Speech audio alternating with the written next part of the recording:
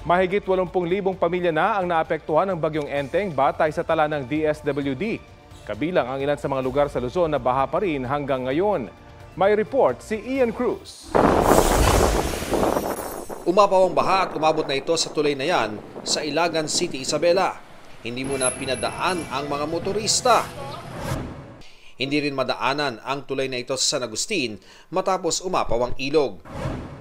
Sa bayan ng Angadanan, mahigit 30 baka ang nalunod matapos anurin ng ilog.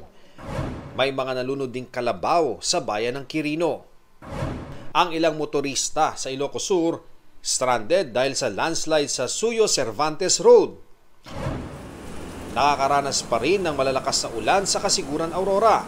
Nasira na ang ilang tanim na palay at mais. Hindi na po yan maisalba. Meron ka man dyan makuha, konting-konti na lang. Sa bayan ng Dinalungan, isang mangingisda na pumalaot noong Biyernes ang patuloy na hinahanap. Saan si tatay daw? Tatay. Saan? Saan siya?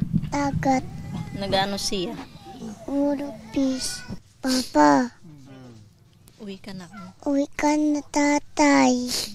Kagabi, pabugso-bugsong ulan ang naranasan sa ilang bahagi ng Cagayan.